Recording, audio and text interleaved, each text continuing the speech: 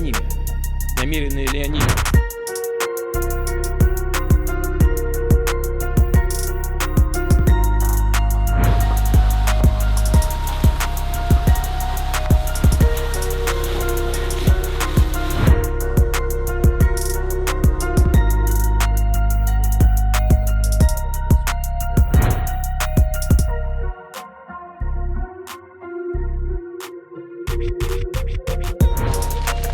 The Russian military has intensified attacks in the Ukrainian region of Kharkiv. For 2 weeks, it can only be rare when Kharkiv people do not suffer. From attacking industrial infrastructure to striking residential buildings to lighting buildings on fire, Russia is not leaving any stone unturned in Kharkiv. It was morning on the 13th of May when Ukrainian National Police knocked on the doors of civilians in Kharkiv to pull them out of their previous houses and send them to a new, safe place. All this is due to intensifying Russian airstrikes. Police officers evacuated residents from the Cherkynivska, Lipetska, and Vovchansk territorial communities in the Kharkiv region.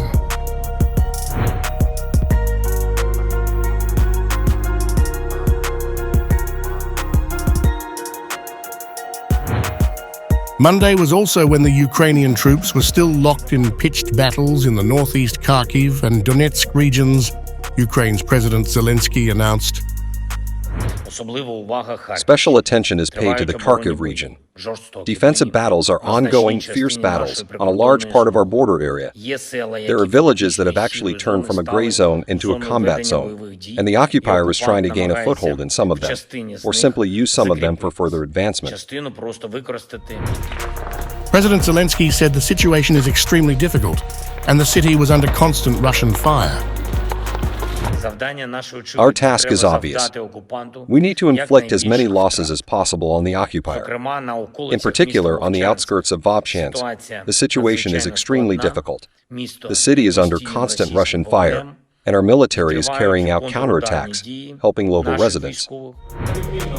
Zelenskyy accused Russia of conducting operations that he called psychological and aimed at Ukraine's energy infrastructure. Russian psychological operations are always the energy for Russian ground operations. The occupier feeds on lies and the fear that follows the lies. Defensive battles are never easy, and they always become more difficult when the enemy manages to use fear. So now it is safer not to be led by emotions, not to chase the headline, to double-check every news report, to look for information, not emotions or rumors, and to trust the Ukrainian Defense Forces.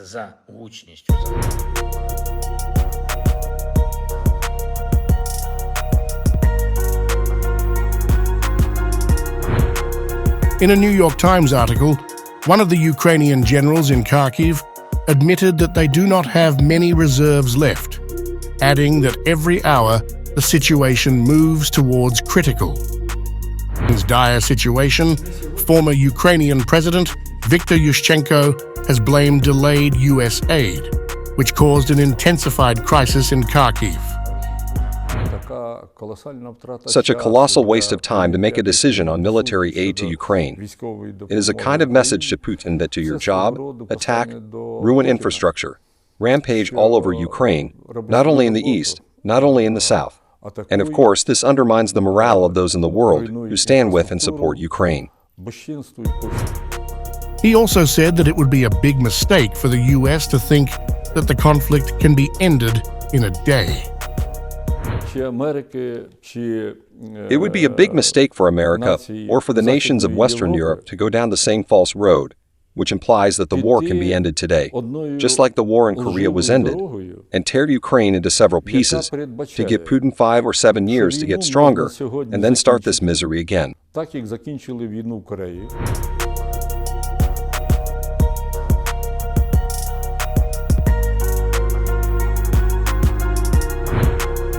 Kharkiv lies on the northeastern border region of Ukraine and holds significance for Russia, for it is a major industrial and economic center in Ukraine, especially in the defense sector. Plus, it has a large Russian-speaking population. Russia's increased attacks on Kharkiv also come at a critical time when Putin has just been sworn in for his 6th term, with a renewed increase in his warnings to the West.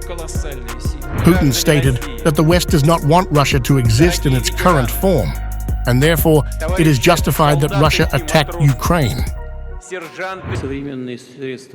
We know, and you know this better than anyone else, that the enemy has enough of these modern military means, because the entire Western community is working for our enemy, which is taken with the idea that Russia in its current form no longer exists. They set themselves this goal.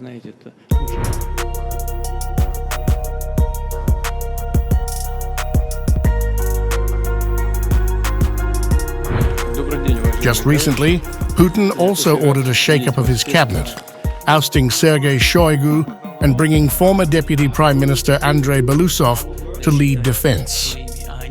Putin's renewed attack can be seen to carry multiple objectives.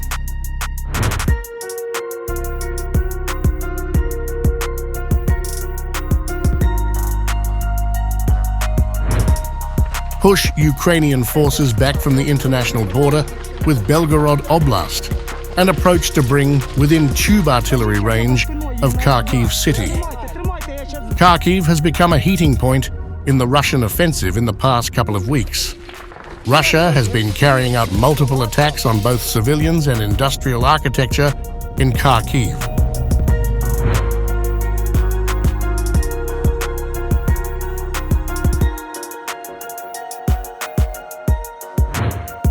The second objective of the Russian army is to capture the remainder of Luhansk Oblast and push westward into eastern Kharkiv Oblast and northern Donetsk Oblast. Russian forces recently made a confirmed advance along the Kupiansk-Svatove-Kremina line amid continued Russian offensive operations in the area on May 11th.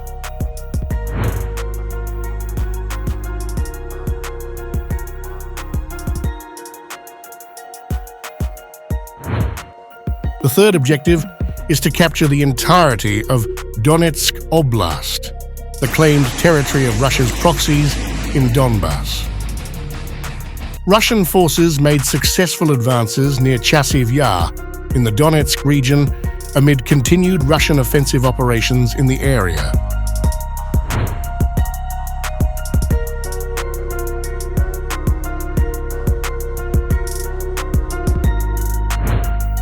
Maintain frontline positions and secure rear areas against Ukrainian strikes.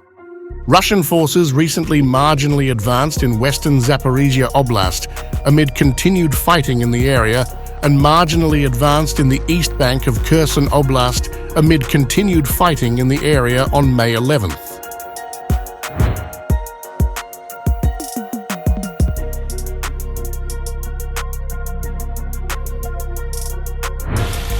The fifth objective is to target Ukrainian military and civilian infrastructure at the rear and on the front lines. Russian forces conducted individual missile strikes against targets in Ukraine. The same was also confirmed by the Ukrainian side.